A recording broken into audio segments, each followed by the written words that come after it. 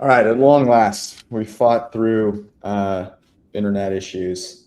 Brad is with us live from Vegas. It is the Super Bowl preview podcast. We've got a full squad today because that's the only way to preview it.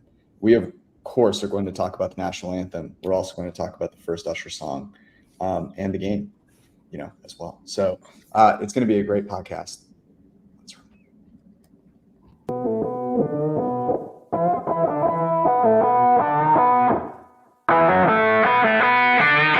The internet here is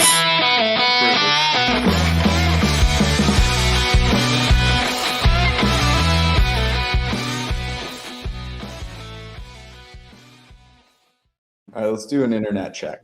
Brad is live, boots on the ground in Vegas. Brad, can you even hear us? Off to a great start. Not boding well. Not boding well for us. All right. We're going to do everything we possibly can to make sure that Brad is able to contribute. But myself, Judah, Arjun, all here as well. And it is Thursday, February 8th. We're recording this early in the morning. Currently, the Kansas City Chiefs, stop me if you've heard this before, are an underdog in the playoffs with Patrick Mahomes. They're currently plus 110 on FanDuel, plus 2.5, Niners minus 2.5. I want your guys' initial reaction to this. And I guess, where do you think this number closes? Do you have any kind of thoughts on where things move, whether it be with respect to the game or player props from here? Jude, I'll start with you. Yeah, I think this game closes a little bit closer to San Francisco -3, kind of where these lines initially opened on the look-aheads. I think there was a lot of Patrick Mahomes is an underdog in the playoffs. Like we've seen this game before. You bet up KC, and then it kind of trickles back to okay, let's take a step back, look at the kind of base rates of where these teams have been for the season. I imagine a bunch of the kind of sharp money is going to come in on San Francisco pretty late, and this line's going to close a little bit closer to 3. Yeah, that's interesting because I feel like I've seen it hit 2.5. Like that's like the resistance line, and then it gets immediately bet down back to 2. So you think like it'll break that resistance and hit back to 3 on game day? Yeah. So I'm interested in kind of the reasoning why. So I have a couple of thoughts here. I was actually listening to Rufus Peabody. I'm sure most of you know who he is. Listening, if you don't, one of the more well-respected professional bettors, actual professional bettors, not he of trading card lore.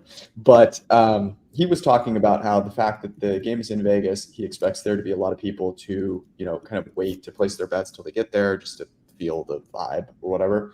Vegas, weirdly, is like the worst place to bet in all the states that's legal because none of the good apps actually work there.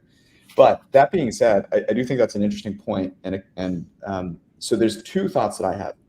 The first is I actually think the opposite of you, Judah. I think that the Chiefs close a favorite here. And the reason for that is I think that we're not seeing people come in with their Chiefs money until the very end because they believe that there's a chance, more people will pile in on San Francisco and they could potentially get a +3.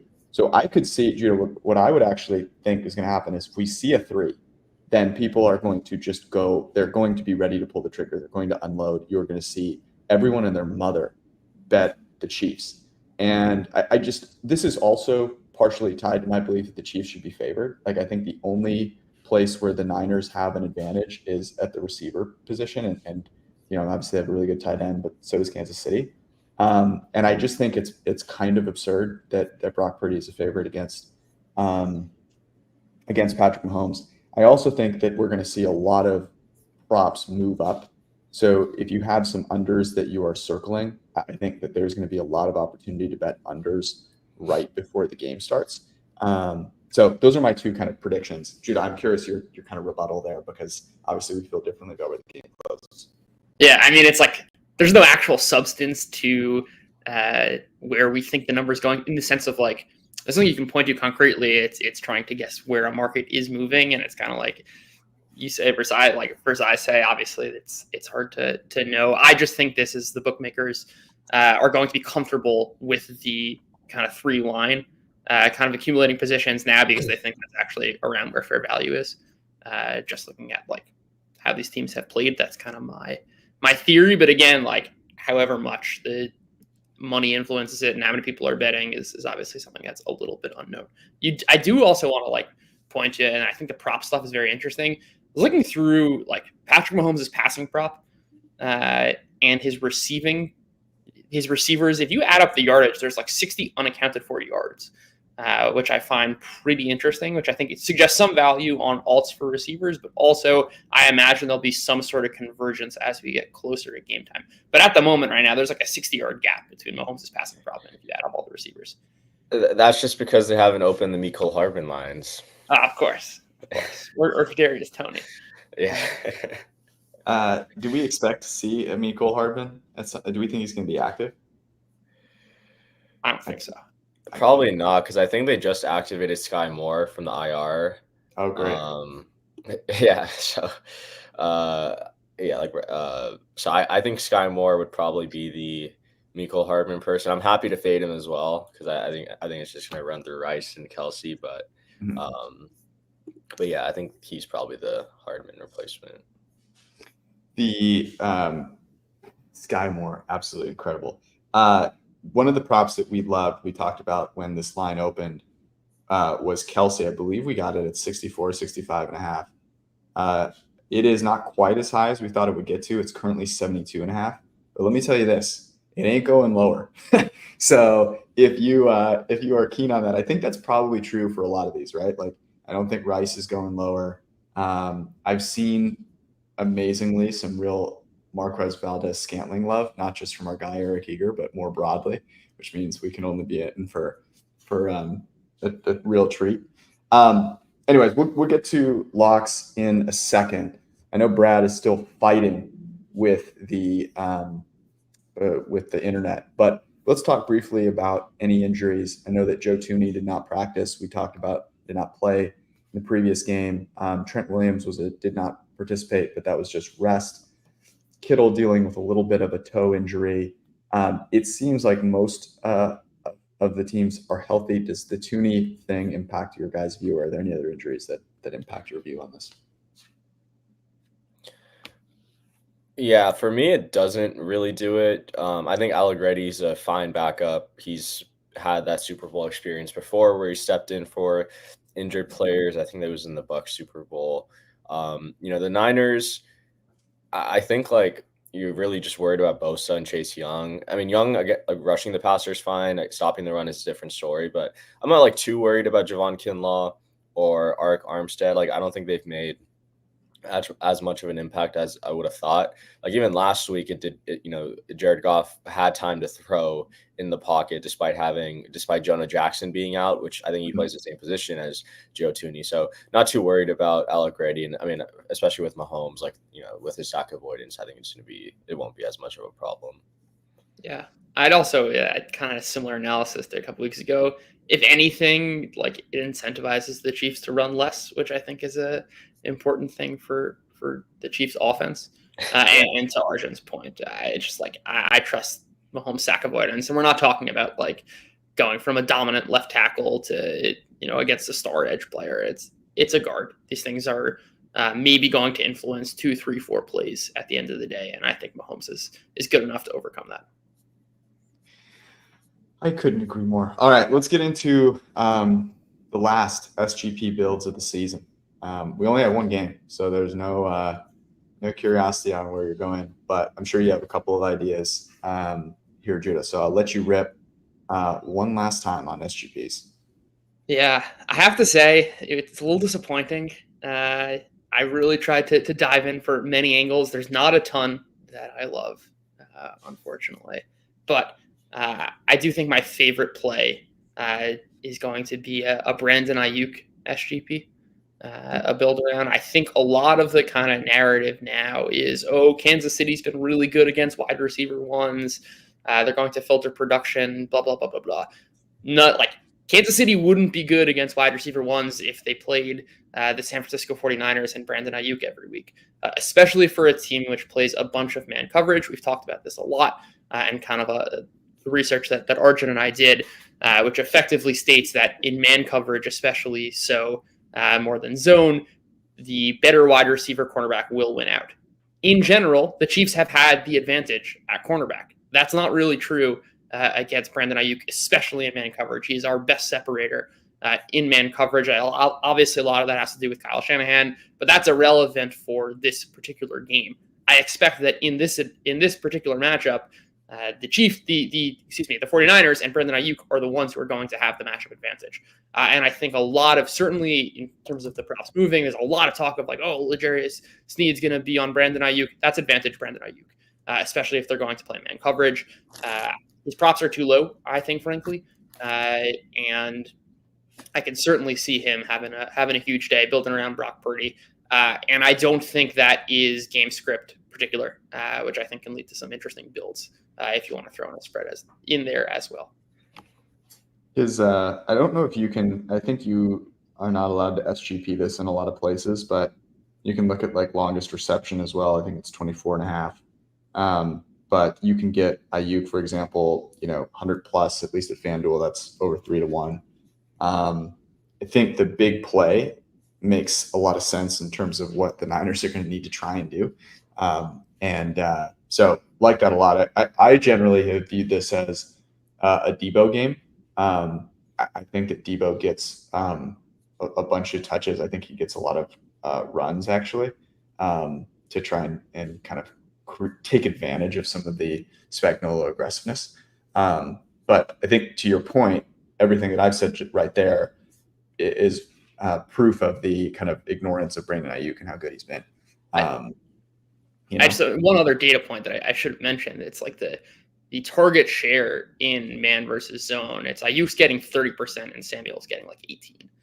Granted, when the Chiefs are a man-heavy team, it's still probably going to max at around 50%, relatively speaking. So it's important to note that it's not just like, oh, Brandon Ayuk's going to get all of the targets. But I do think it filters an extra 2-3 his way. And there's certainly a huge discrepancy between those two guys in man versus zone. So not worried about the L'Jarius Sneed impact. I don't think they have allowed over 75 yards to a wide receiver one this year. Now, they have faced some good receivers. Brandon Ayuk has been obviously really special. But I guess when you think about that, Judah, someone comes back and says, okay, well, like, hey, there have been some other good wide receiver ones that they've faced, and they've kind of shut them all down. Do you think this is just Ayuk is better, or kind of what's your view on that? Yeah, I think Ayuk is better, and the Niners are an entirely different beast than every other NFL offense. They've been a historically good offense. I think if you're going to use the base rates of the rest of the league, you're just kind of missing the point in the distribution where the Niners lie. And you can effectively throw most of it out the window, I think, or at least relative to expectations, which is like, oh, if we're taking the base rate of what the Chiefs have done on defense this year and using that to make our prices, I would say that's kind of irrelevant because the sample would look entirely different if they played the Niners for 17, 18 games. Makes sense. Okay, so you're thinking Ayuk, you combine that with Purdy, maybe a Niners alt spread. How are you thinking about that build? Yeah, I think especially on PointsBet where you can add receptions, it's particularly appealing. If you get like a 7 for 125, even is like 20-1. If you want to throw in some Purdy stuff, some spreads, I think that's kind of an interesting core build that I'll be interested in. It might even be correlated, George, to what you're saying of like Deebo Samuel rush yards. Mm-hmm. If Ayuk's going, if they want to get Samuel involved to try and use this big playability, and Ayuk is kind of the main target on the wide receiving end, I certainly can see them giving a bunch of carries to Deebo Samuel. I think there are a couple of interesting kind of ways you can go about telling the rest of the story, but it's certainly my core angle and certainly the contrarian one, I think. Okay, so that's angle number one. What else are you thinking? I would go.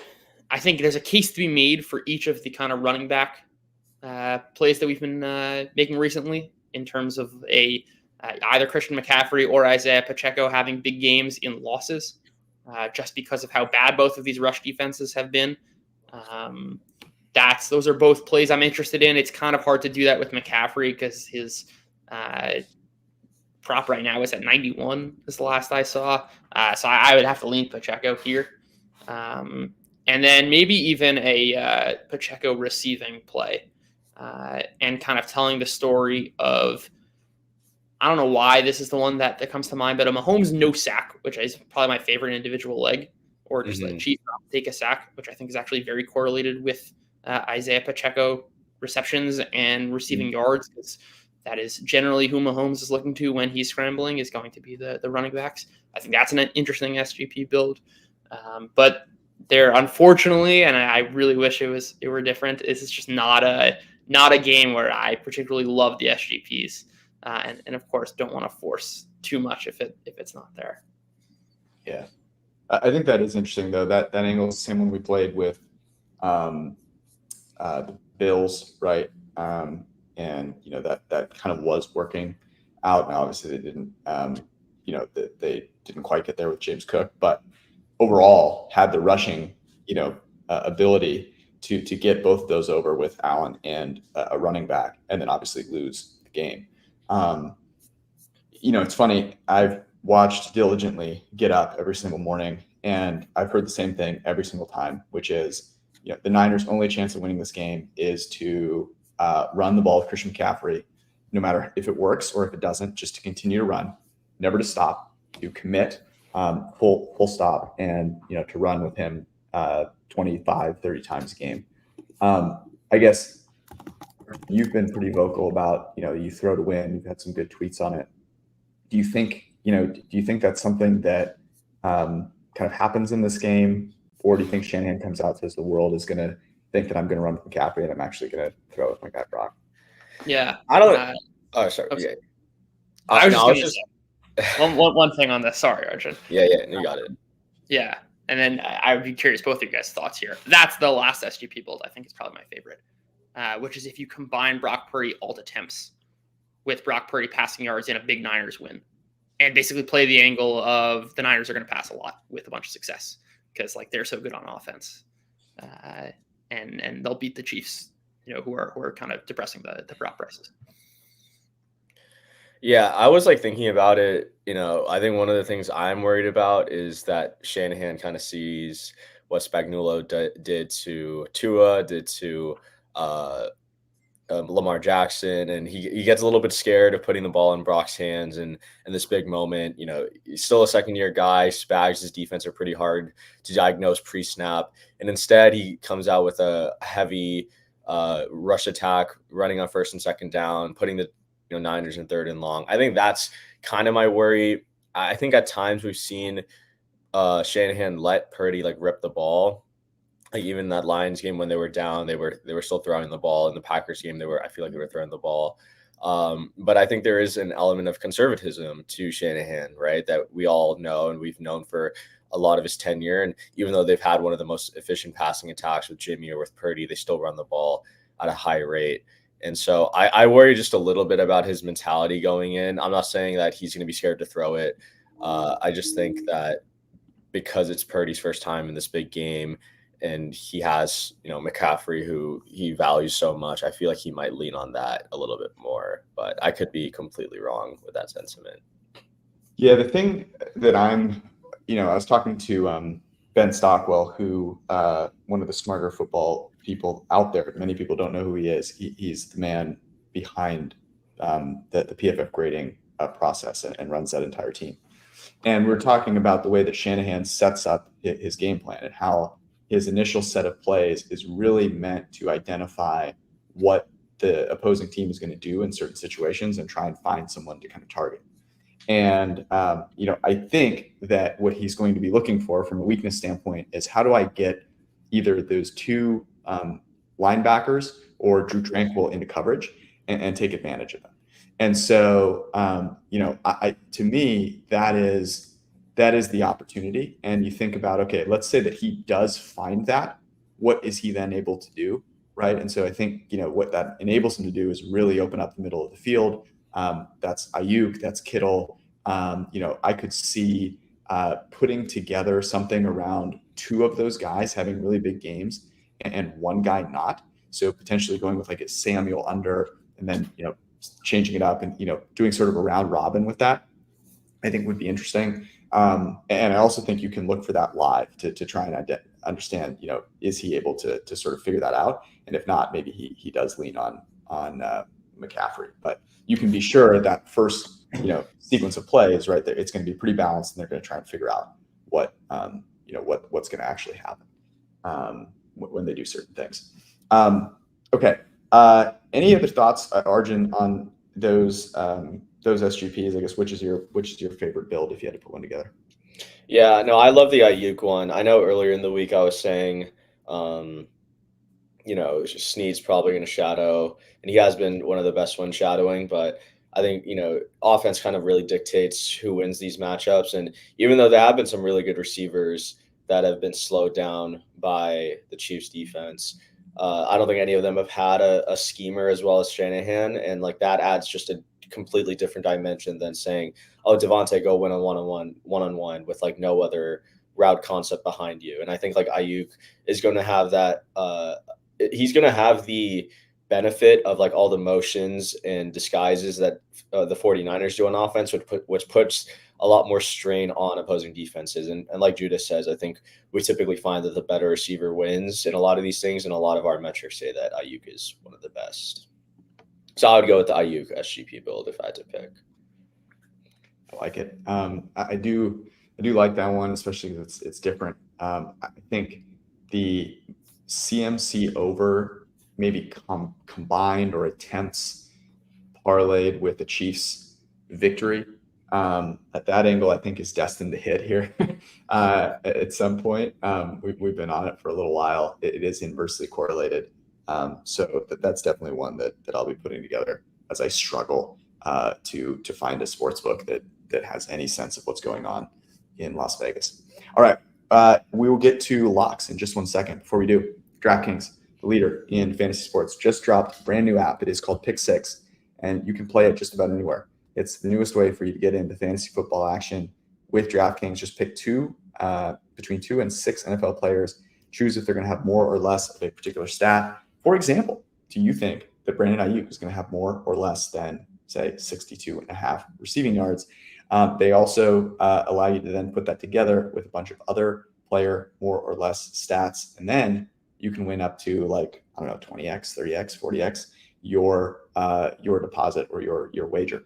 Track your lineup and compete against others for a huge shot at cash prizes. You can actually play in tournaments as well. It's really, really cool. It's kind of a different take on some of the other apps that you've seen out there that allow you to do this. There's kind of a bigger payoff opportunity with what they're doing at DraftKings. So I definitely recommend that you check it out, especially if you're in a state that does not have legalized betting. It's probably the closest way to approximate some of the concepts that we just talked about.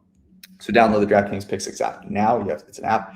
Use promo code PFF when you sign up. That's promo code PFF. Only on DraftKings Pick Six app. The crown is yours. Gambling problem? Call 1-800-GAMBLER. 18 plus in most eligible states, but age varies by jurisdiction. Eligibility restrictions apply. Valid only in states where DraftKings Pick Six operates. Pick Six not available in all states, including but not limited to Connecticut and New York. For up-to-date list of states, please visit dkng.co/pick6states. Void where prohibited. See terms at pick6.draftkings.com. Also, on pff.com right now, most teams are out of it. So go use the mock draft simulator used not just by avid fans out there, but also used by teams. A lot of GMs out there that use it to prep for their drafts. And there's a reason. It's the most accurate. It's the fastest. You can do trades. They're super realistic. Brad, who can't speak right now, spends an inordinate amount of time making sure that trade values are perfectly in line and that you actually get a realistic experience when you're trying to make a trade. So you can go get full access, unlocked access to the PFF mock draft simulator for 30% off with promo code MDS. And that, of course, unlocks every other part of the site as well. So fantasy betting and all of our great content at PFF.com. All right. Locks of the week. Brad, with us in spirit, has sent in the locks that he likes. So we'll kick it off with Brad's first, which is over 47.5. That is the total. I was actually going to mention this bet as well, because I like a slightly different angle on this, which is potentially pairing an over with a live bet. So I could see both teams from a scripted perspective getting off to a great start. We've seen the Chiefs get off to great starts and then basically clam up and go into hiding. So I think you may get an opportunity to get a live over of a little higher than that, grab the under, and then have just a better number there. So you could also take the over right now, although 47.5 is high, and get a little bit of a middle if you take that angle. But Brad's first is Chiefs Niners over 47.5. Arjun, you're next. Yeah, I like that one also, and I like the angle of betting the under live. So one bet that I really like, it's a team prop bet. It's total yardage of the Kansas City Chiefs touchdowns under 35.5. Honestly, like I don't really understand how they came up with this line. I'm thinking like it could just be something with they think the Chiefs are going to put up a lot of points. But you look at the 3 playoff games, a lot of their touchdowns, all their touchdowns have been 22 yards or under.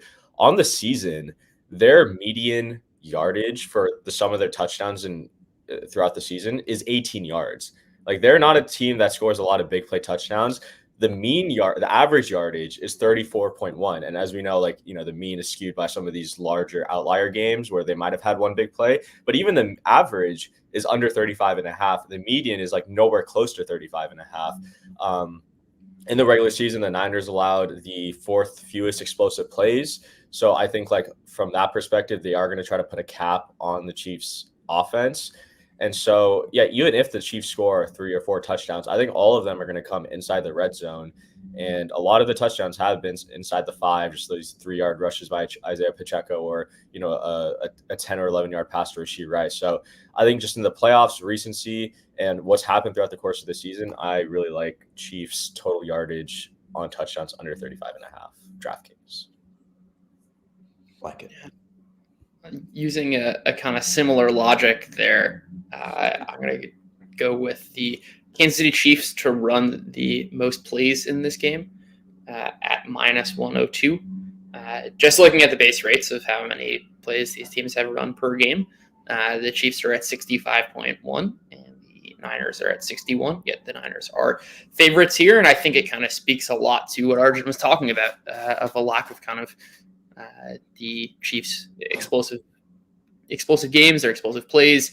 They tend to kind of march down the field, have a bunch of long and extended drives. I think the Niners, especially if we're talking about kind of offense defeating good defense and driving most of the play, I imagine they will continue to have a bunch of their explosive success. And if not, if the Chiefs defense really is going to stop Brock Purdy, I imagine that's going to be a lot of incompletions and very few sustained drives. And the Chiefs can kind of control the game in that way. I think the Chiefs certainly will win this game if the defense really slows down Brock Purdy. But I kind of, no matter how this game script goes, I think the base rate is just that the Chiefs are going to or should be favored to run more plays. And right now the Niners are the current favorite.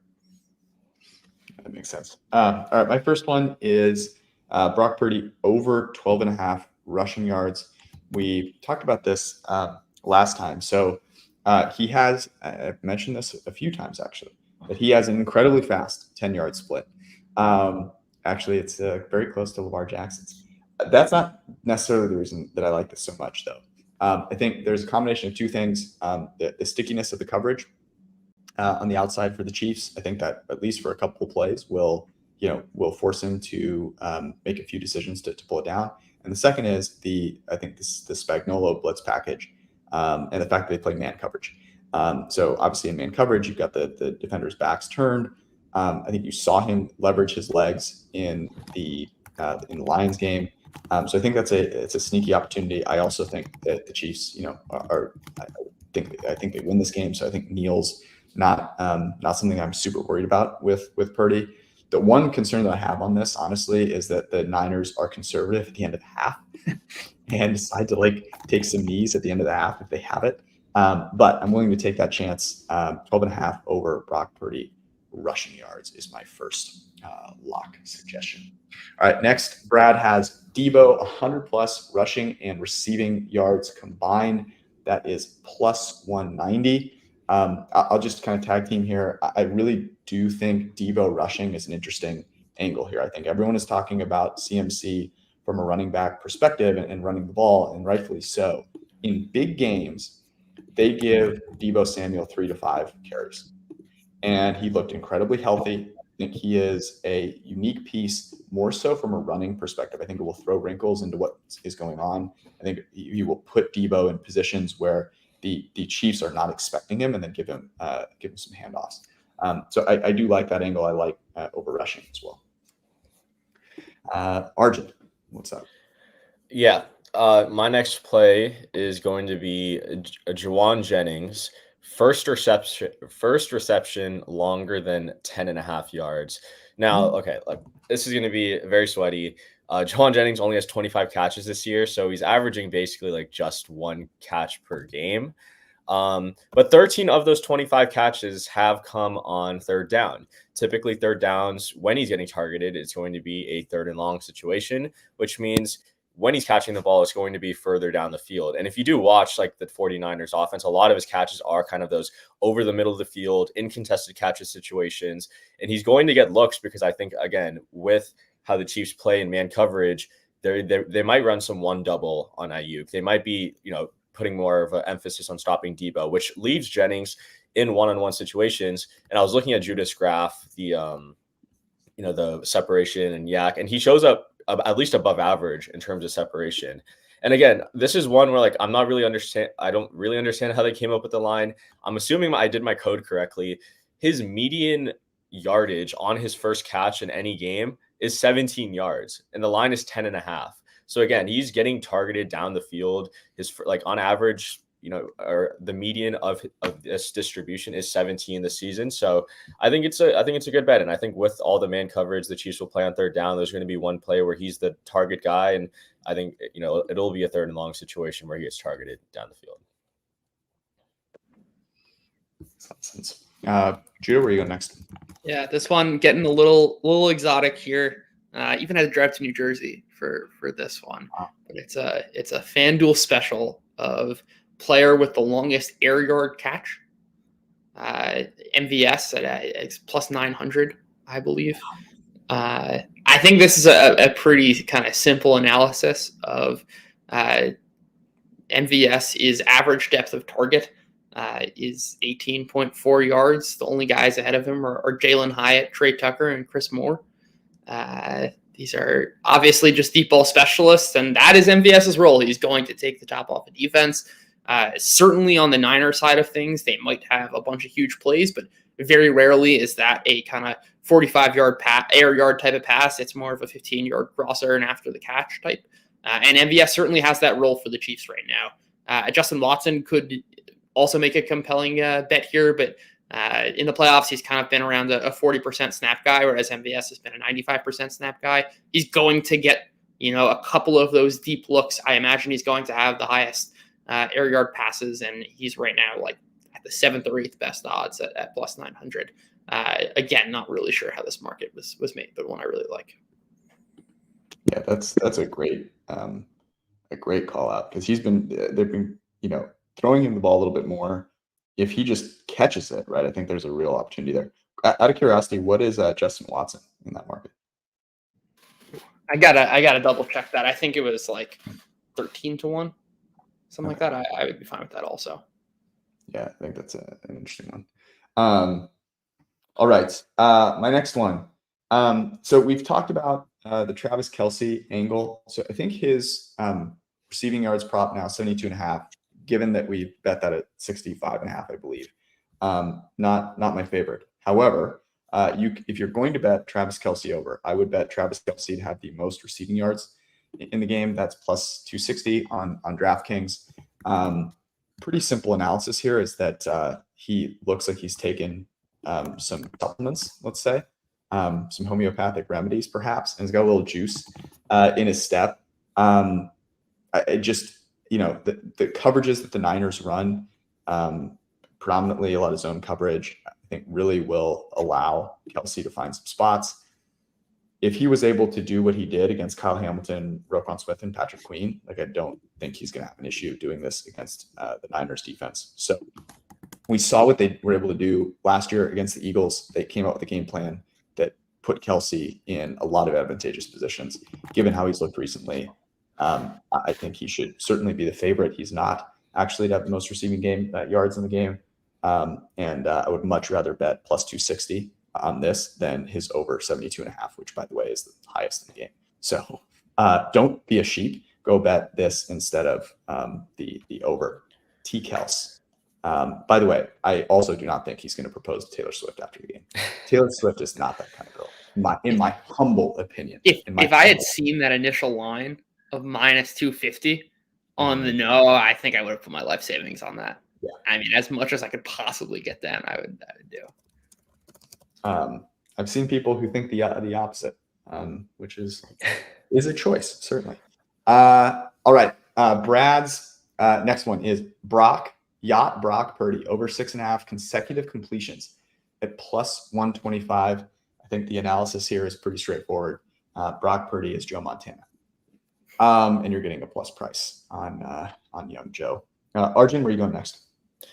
Yeah, my next one is a prop I've been doing a lot of work with in the Discord. It's a first drive catch prop, and it's Rashee Rice plus 100 to record a catch on the first drive. I would bet this at FanDuel where it's plus 100. It's under the quick bets section. Yeah, analysis for this. I mean, really, Andy Reid's been getting the ball in Rashee Rice's hands early and often. I think in all three playoff games, Rashee Rice has a catch on the first drive. And especially in the last two I've seen, we're looking at him like on screen passes. We're looking at him on kind of like these quick slants. Like they are making it a focus to get him the ball. I would have liked Kelsey, but his is minus 120. It's not something I really want to lay juice on. And I think the Niners, just particularly good at stopping tight ends. I think the Chiefs will attack the corners early and often. And on the year, this is actually like, he's been hitting this below 50%, but I looked in the last 8 weeks and he's had a catch in 5 of the 8 weeks, which is 62.5% of the time. The implied odds we're getting here is 50%. So I like Rashee Rice. I think they're going to get him involved often and early. And I think first catch drive plus 100 is my way of attacking that. Yeah, I like that. Judah, where are you going next? Yeah. Deebo Samuel method of first touchdown to be a rushing touchdown at plus 800. I think this is probably my favorite. It's probably my favorite bet here. We've got no touchdown scores minus 210, receiving touchdown plus 250, rushing touchdown plus 800. If we take the no touchdown scored market to be implied to be true, which I don't think it is, I'd actually make it a little higher. That would mean we need a 30% chance of Deebo Samuel's first touchdown to be a rush as opposed to a pass, as opposed to a reception. And I think it is way higher than that. Over the last, 3 years maybe isn't the right sample because Christian McCaffrey was not around in 2021, but even just taking the past year and a half, I think receiving touchdown is like one more than rushing touchdown. This is like exactly the type of game script I think where Kyle Shanahan uses Deebo Samuel in the red zone. I mean, he does it plenty. He had 9 carries in the red zone this year, not to mention obviously the big play threat that Deebo Samuel represents. I don't know if this is going into the line, but like if you look at his recent games, Samuel hasn't been rushing a bunch recently. I think that is a function of the Week 18 game. He got hurt in the wild card week. Was obviously banged up in the divisional round. He's obviously going to be a full go for the Super Bowl. I anticipate that he will get plenty of red zone looks, and it certainly so as a runner at plus 800. This is, I think, my favorite bet on the board. What book are you getting that at, by the way? FanDuel. You've got a popular Deebo Samuel method of first touchdown. That is, I love that, especially if you combine that with like what we just talked about around, him getting some run in the run game. Is pretty exciting. Okay. So sack props. I don't know if we talked about the first sack prop. I actually don't see that anymore. So I don't know if you guys have it somewhere. I do love that. I do love that one. But the one that I want to talk about here is the no sacks. Both teams to record a sack than no, which is plus 350, and 49ers under 1.5 sacks. Maybe they get to Mahomes once. I think getting to him twice is going to be a little tricky. Now, why am I worried about this? I'm worried about this because Juwan Taylor is ass. Juwan Taylor is terrible. Why am I not worried about this? Because Andrew Wiley was terrible last year too, and it didn't matter. Hassan Reddick was nowhere to be found. They know that Nick Bosa is very, very good. They know that Juwan Taylor is very, very bad. So that is, I think that is the handicap. The other one that I think is really interesting, FanDuel has this, which is fastest sack in seconds. Yeah. You kind of take that thought and then, say, okay, how are they going to, how are sacks going to happen and who's going to get these sacks? I think there are a couple of interesting angles. I would look at the Chiefs and I would look at the fact that they blitz. Drew Tranquil in the divisional round had 4 pass rushes. In the conference championship, he had 9.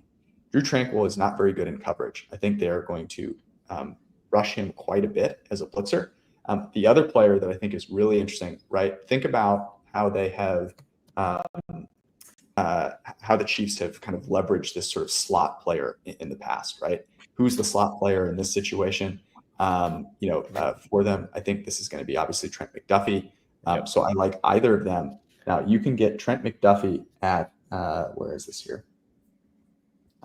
He is at 22-1, and Drew Tranquil is at where is he? I just lost him. I think it's 8-1. Yeah. So I like both those. I think that is everyone's going to bet, Nick Bosa, Chris Jones, whatever. I think the fastest sack comes on a great blitz from Spagnuolo, and I think it's McDuffie or Tranquil. All right, moving right along. We have Brad's last one, which is most receptions. Rashee Rice, 2-1. I don't think there is any analysis needed. He has been sharing basically the lion's share of the targets with Kelsey pretty evenly. So he's going to probably get a lot of run here. All right, Arjun, any more for you? Yeah, I have one more. I was going to say I really like the Trent McDuffie 22-1. That was one that I was looking at. I was going to talk about, so I'm glad you brought it up. The 49ers have the 5th highest pressure rate allowed to slot blitzes this season. It's only like a 37, 38 play sample, but it is a pretty high pressure rate. Because Brock Purdy is Joe Montana, that pressure rate hasn't really translated to sacks, and there's only been like a 2% sack rate. But, the fact that they are getting pressure, I think, is more relevant here than, getting sacks, which can just be fluky depending on who the person blitzing is. So I think McDuffie, I really like that bet. That would be the one I'd bet instead of Tranquil. But yeah, my last bet is going to be Patrick Mahomes under 0.5 interceptions. Look, he's just been a master at not turning the ball over and not putting the ball in harm's way. He has, I think, no turnover worthy plays this postseason. He only has like 2 sacks on like 38 pressures. I don't think he's thrown an interception since the 2021 Bengals game either in the postseason. And I think a lot of, what this Chiefs offense is not turning the ball over and letting their defense kind of not lead them, but like be a bigger factor than in years past. And so I don't think you're going to see a lot of plays where you're asking him to throw the ball further down the field. Even when they're losing, I feel like it's going to be a lot of kind of like safer throws. And so the one kind of like problem I see with this, the 49ers do have one of the highest turnover worthy play rate forced on opposing quarterbacks. But again, I think this market is kind of more dictated by what Mahomes does versus what the Niners defense has done throughout the course of the season. Judah, any more for you? I'm all out. Okay. I am too. It is time to talk about the national anthem. We have done a lot of research. This trio watched multiple, say 10 or so videos of people singing the national anthem. The over-under right now on Bet Online, 1minute 30 seconds and 1minute 30 and a half seconds. This would make it, if it goes under, the fastest national anthem ever since they started recording it, and that was in 2007. The kind of recent fastest one was Mickey Guyton in 2022 at 1minute 35. That was the over under, and she ended up going 1minute 52. Billy Joel went 1minute 30 on the dot in 2007. So that would be, basically be tied for the fastest. By and large, these are around the 2-minute range. Chris Stapleton went under 2:05 last year at 2:01. Now, Reba McEntire has sung the national anthem twice in the past. It was 1 minute and 19 seconds at a charity softball game. And in the World Series in 1997, in a very, very cold, I believe, Yankee Stadium, she went 1 minute and 23 seconds. We watched a decent amount of country singers. Of note, I think Kelly Clarkson came in at 1 minute 34. She obviously can belt it. Carrie Underwood at 1 minute 41. She obviously can as well. The Dixie Chicks came in at 1 minute 33. They are obviously country singers as well. They were able to carry out some notes. Jewel, interestingly, came in at 1 minute 27. I think she was the fastest of any of the ones from a tempo perspective. So, look, the interesting thing about this is that everyone is betting the over. It is juiced pretty heavily. It is minus 175 for the over, plus 135 for the under. I would be a complete, I feel like, farce if I told people to bet minus 175 on the over. Betting the under is going to be painful. Okay, when we bet the under as a part of the National Anthem Syndicate last year, and we watched this again last night. I still don't know how Chris Stapleton went under. It's still a mystery to me. I don't understand how he went under. He was just carrying it on and on and on and on. Watching that Reba McEntire rendition at the World Series, I did think she actually carried some notes out a little bit longer than I actually anticipated. I do think she's going to do a little bit more, but I don't know how much more she's going to do. I don't know that she wants to get out of her comfort zone too much. So I'm officially going under 1 minute 35 at plus 135. I would not say I am as confident as I was last year with Chris Stapleton, but I think this is the right side of history to be on, under 1 minute 35. I do believe, now you have to time this right, I do believe you could wait. Potentially it moves up, you get an extra second. People, I think, will continue to bet the over because of how much lower it is than normal. Fellas, what do you think about that Anthem analysis? Yeah, I mean, we watched Reba last night. I think like she's not someone who really like holds any of her notes or her words very long. It's pretty short, straight to the point, which we like. We're trying to watch this game, so yeah, I like it. I wouldn't recommend laying minus 175 either. I think the fact that you're not really paying any juice for that, I would lean the under as well. George, I mean, I hate to say this, but I think it's a key part of the analysis. She's not young, right? We're talking about the 1997 World Series. Oh, is she 68 years old now, right?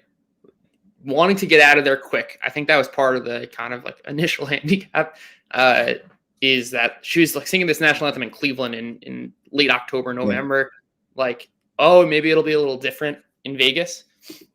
She's old. She's going to want to get out of there. I can't even say this with a straight face. I can't believe that's the handicap. So hey, one more thing. It's not just the age. I think there's also a cultural element to this, right? A lot of people are dragging out notes. They're trying to make it a show. The old school, nice and quick, right? Like stick to your pitch. Don't carry out too many excessive notes. I think it's almost a statement of kind of the old school here. I dig it because the flip side of that would be, hey, this is her. She's kind of come back in the spotlight. She's doing The Voice on NBC. This is probably the last big, performance that she's going to do. But you know what? She's Reba freaking McEntire. She doesn't need to take a bunch of chances. People are going to love it no matter what. And so I think, it's one of those ones where, to use a baseball analogy, you just want to get it over the plate. Okay. If you're throwing out the first pitch. Okay. Last one is the first Usher song. Last year, I felt really confident. I was wrong. My fiance nailed it. She had Rihanna at Bitch Better Have My Money. Absolutely nailed it. I didn't listen to her. I'm an idiot. I did extensive analysis on this last night. Here is where the current odds are. This was as of last night. My Way is minus 110. OMG, oh my God, plus 150. Yeah, and Love in This Club are 7-1. DJ Got Us Fallen in Love, 11-1. Burn, 25-1. Good, My Boo, and Superstar, 30-1, and Boyfriend is 40-1. My initial belief is that it will be Oh My God because of the way that the song comes out. My Way was the other one that I thought made sense, but I just think Oh My God has such a perfect intro that it makes sense. Now, here's the key thing. I don't love betting plus 150. Everyone thinks that is going to be like middle of the set, which I think makes sense because it's his biggest song. But Peace Up, A Town Down, the intro, the entire stadium would go absolutely apoplectic if that's how he comes out. So I think there is a little value on I don't see this out there, but I personally really like More as well. That's one that I've gotten from my intelligence sources as being one that they could see coming out. So those are the ones that I like. Again, I don't love that OMG is at, oh my God, I can't believe that's saying that is plus 150. Don't love those odds, but I do think it should be the favorite. I think is really interesting because of the way that the song opens. And I don't know if you can find this anywhere, but I would not be surprised if Alicia Keys comes out and does My Boo. That would be pretty sweet. He's definitely bringing someone out. You guys, I know you are huge Usher fans. Your thoughts on my Usher first song analysis?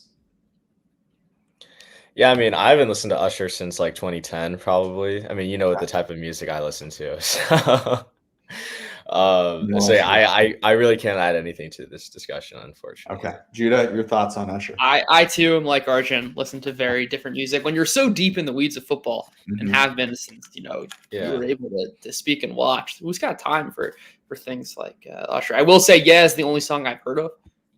And Brad says it's a lock. So I go with that.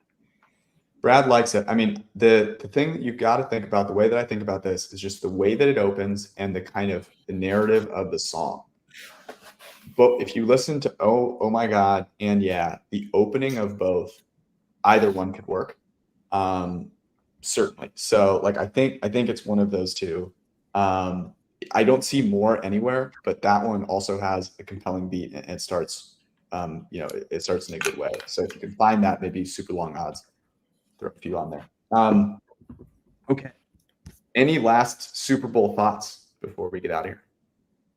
Brad, anything from you? Brad with us in spirit, managed to get his locks in like an absolute stud. Okay. Here are the lock options. I think you guys put all of these in here. Please correct me if I missed any.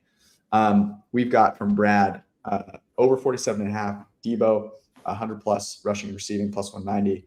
Yacht Brock Purdy over 6.5 consecutive completions plus 125. Most receptions, Rashee Rice 2-1. Brock Purdy over 12.5 rushing yards. KC to run the most plays minus 102. Juwan Jennings first catch over 10.5. KC total touchdown yards under 35.5. MBS both those minus 110. MBS longest air yard catch, which is almost 10-1 at plus 980. Kelsey most receiving yards in the game plus 260. Rashee Rice first drive catch plus 100. Debo Samuel method of first touchdown rushing touchdown is 8-1. Both teams to record a sack, no, plus 350. 49ers under 1.5 sacks. Trent, I think that's plus 110. Trent McDuffie fastest sack at 22-1. Mahomes under a half interception minus 160. And of course, we're going to throw them in there. Reba to go under a minute 30 plus 135. 7-1. Oh my God, plus 150 and more if you can find it. And Brad also threw in a heart. Normally we try and whittle this down. It's the freaking Super Bowl. We're not going to whittle it down. Okay. You've got nothing left. We've got to go however many months without seeing NFL football. Arjun's got the hat on. We will come back. We will not be here on Sunday. We will do a Super Bowl, post-Super Bowl recap show. Perhaps we'll have some special guests on. Perhaps Brad will figure out his internet by then. Until that point, we love you all. Enjoy the Super Bowl. Go Niners. Peace. All right, fellas.